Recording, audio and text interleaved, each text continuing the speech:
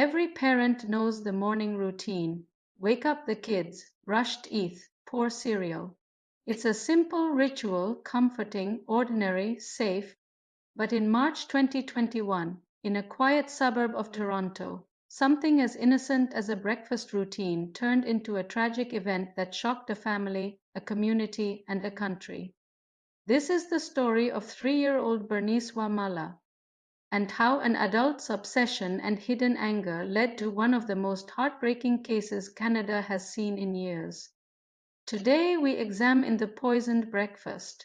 Scarborough, a multicultural, vibrant suburb on the eastern edge of Toronto. Like many immigrant communities in Canada, families lived close together, often sharing space, childcare duties, and day-to-day chores. In one such apartment lived a woman and her young daughter, along with several roommates, including a man named Francis Ngugi, a Kenyan immigrant working long hours in a food processing plant. The apartment was busy but functioning, people in and out, children playing, adults working or studying.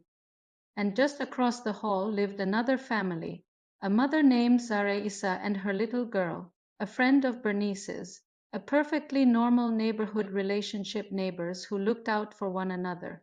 Before the poisoning, something unsettling had been growing quietly behind the scenes. Ngugi had met Zara, the mother living across the hall in adult education classes. They became friendly at first, supporting each other as immigrants trying to build new lives. But soon Ngugi developed romantic feelings. Zara did not reciprocate. She rejected his advances many times, gently at first, and then firmly when the persistence became uncomfortable.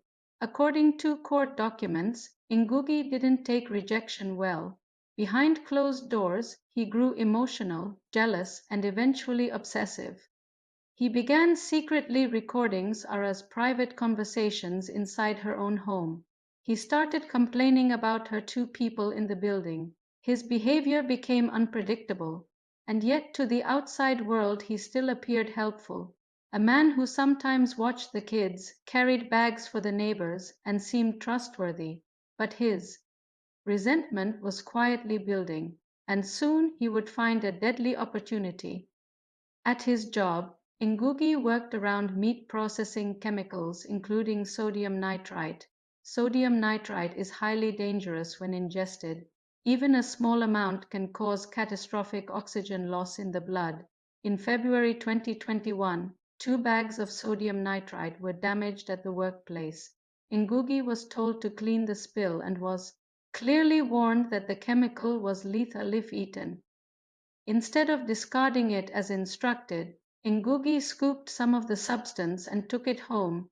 Whether he had already planned what he would do with it, only he knows. But within days, he began preparing a deadly trap. In the apartment, Ngugi filled a container labeled Golden Morn, a popular cereal among African families, with a mixture that included sodium nitrite. A container that looked harmless, a container children saw daily, a container that belonged in the kitchen, but inside was death. Prosecutors later revealed that Ngugi's plan was not random. He intended for Zara, the woman who rejected him, to consume the poison. He placed the toxic cereal in the shared apartment, knowing Zara often visited, ate there, and shared meals during long days spent with the neighbors. What he didn't consider, or didn't care about, was that children also lived in that home. On March 6, 2021, Bernice had a sleepover at her friend's home, something many children do, exciting and fun. The next morning, March 7th, the two girls woke up hungry. Breakfast was poured from the poisoned container. Something so ordinary became the moment everything changed. Minutes after eating, both children fell violently ill. Bernice began vomiting uncontrollably. Then she collapsed, then seizures. One child was screaming, the other was unresponsive. Panic took over the apartment. 911 was called at the hospital. Doctors fought desperately to save Bernice. She suffered cardiac arrest, then another, despite every effort. 3-year-old Bernice Wamala passed away. The surviving girl spent days in hospital, undergoing treatment that saved her life, but not without trauma. A single spoonful of cereal had destroyed one family and scarred another forever. From the moment Bernice died, doctors were suspicious. The symptoms, rapid oxygen loss, blue lips, sudden collapse, pointed to something rare: chemical poisoning. Toxicology confirmed the presence of sodium nitrite, a lethal level, especially for a small child. Police immediately treated the case as homicide. When they searched the apartment, they found the cereal container. Lab tests confirmed it contained a dangerously high concentration of sodium nitrite. Interviews with residents soon revealed Ngugi's involvement in storing food items. And then came the breakthrough. His workplace confirmed the chemical spill, and confirmed that some sodium nitrite had gone missing after Ngugi handled the cleanup. With evidence pointing directly to him, Ngugi was arrested in June 2021. In court, prosecutors laid out a disturbing picture. Ngugi had been emotionally fixated on Zara. She had rejected his proposals multiple times, and in a twisted act of revenge, he decided to poison her using food he knew she consumed in the shared home. His motive was not to harm the children, but he admitted he didn't care enough to stop his plan, even knowing kids might eat the food. In 2023, after 2 years behind bars awaiting trial, Ngugi pleaded guilty to second-degree murder for Bernice's death and to administering a noxious substance causing bodily harm to the surviving child.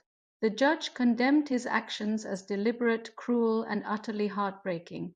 He received a life sentence. Bernice's mother described her daughter as joyful, curious, and full of life, a child who loved to dance, sing, and play, a child whose smile brightened every room. Losing her so suddenly and so violently is a pain no parent should ever endure. In court, the mother said, "My life stopped that day. No sentence, no apology, no explanation can ever undo what happened. This tragedy teaches us many lessons. 1. Obsession can become dangerous when boundaries aren't respected. Rejection is normal, violence is not. 2. Chemicals must be tightly controlled in workplaces. A simple breach can lead to catastrophe. 3.